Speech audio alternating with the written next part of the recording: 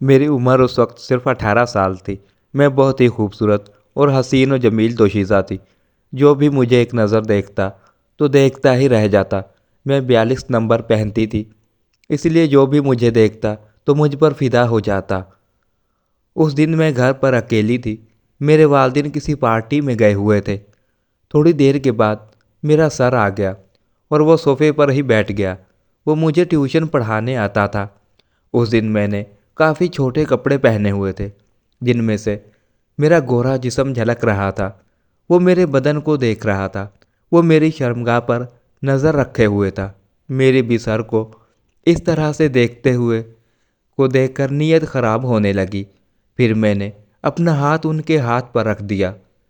پھر تھوڑی دیر کے بعد میں نے اپنی کتاب نیچے گرا دی اور پھر جھک کر کتاب اٹھانے لگی تو سر کی نظر میری چھاتی پر ہی جم گئی۔ وہ کسی بھوکے جانور کی طرح مجھے دیکھنے لگے۔ میں بھی جان بوجھ کر اپنا دھیان ان کی طرف کرنے لگی کہ اچانک وہ میری طرف لپکے اور انہوں نے میرے ساتھ میرا نام شاہین ہے۔ میں اپنی پڑھائی میں بہت کمزور تھی، اس لیے میری امی نے میرے لیے ایک استاد کا انتظام کر دیا، کیونکہ میرے امتحان بھی سر پر تھے اور میری کوئی خاص تیاری بھی نہیں تھی۔ وہ سر مجھے بہت دھیان سے پڑھاتے تھے۔ مجھے کسی مرد کے ساتھ پڑھنا اچھا نہیں لگتا تھا، لیکن جو کہ ہم اسے بھاری فیس ادا کرتے تھے اور میری امی کو بھی اس پر یقین تھا، اس لیے ان کی ضد کے آگے میں چپ ہو جاتی تھی۔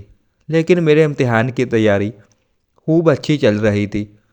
ان دنوں میرے امتحان بھی شروع ہو گئے اور میں ہر مضمون میں اول آنے لگی۔ سب لوگ میری کامیابیوں کی تعریفیں کرنے لگے۔ ان سب کا کریڈٹ میرے سر کو جاتا تھا، جنہوں نے مجھے اتنے اچھے سے پڑھایا تھا۔ میرے والدین بھی خوش تھے، تب مجھے ان پر فخر ہونے لگا۔ میں ان کے ساتھ کافی کلوز ہو گئی اور اپنی ساری باتیں ان سے شیئر کرنے لگی۔ وہ بھی بے تکلفی سے میری ہر بات کو سنتے اور ان کا جواب دینے لگے۔ پھر کچھ دنوں کے بعد میری ٹیوشن کا وقت بدل گیا، کیونکہ میرے سر صبح کے وقت یونیورسٹی میں لوگوں کو پڑھاتے تھے اور انہوں نے کہا کہ میں رات کو آیا کروں گا۔ میرے گھر والوں کو اس بات پر کوئی اعتراض نہیں تھا، کیونکہ وہ سر پر اندھا یقین کرتے تھے، اس لیے انہوں نے ہاں کر دی۔ لیکن ان کا یہ فیصلہ میری زندگی کا سب سے غلط فیصلہ ثابت ہوا۔ اس فیصلے نے میری زندگی تباہ کر کے رکھ دی۔ ایک رات کی بات ہے جب وہ مجھے پڑھانے کے لیے آئے۔ اس وقت گھر پر کوئی نہیں تھا، کیونکہ میرے والدین حسب معمول شادی پر گئے ہوئے تھے اور کام والی کی بھی طبیعت خراب تھی۔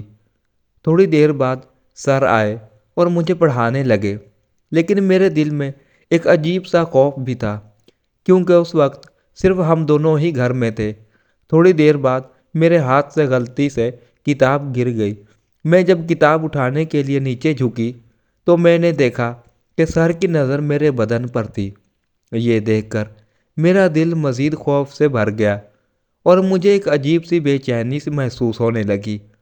اس لمحے نے میرے اندر ایک طوفان برپا کر دیا، جس نے مجھے ساکت کر دیا اور میں سمجھ نہیں پائی کہ مجھے کیا کرنا چاہیے۔ وہ کسی جنگلی جانور کی طرح مجھے دیکھ رہا تھا۔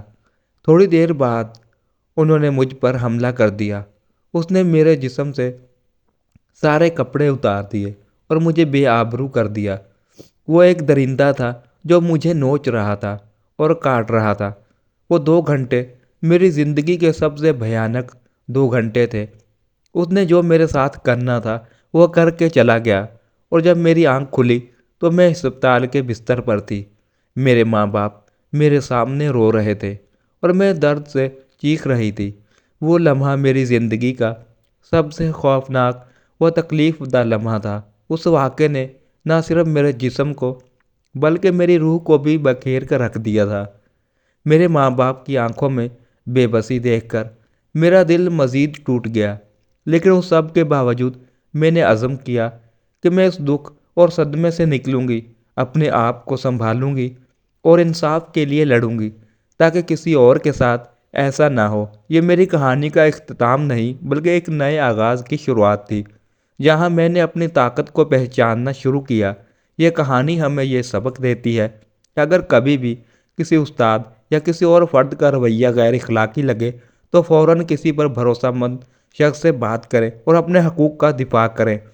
دوستو، مزید ایسی ہی ویڈیوز دیکھنے کے لیے ویڈیو کو لائک کر کے چینل کو جلدی سے سبسکرائب کریں۔ شکریہ، اللہ حافظ۔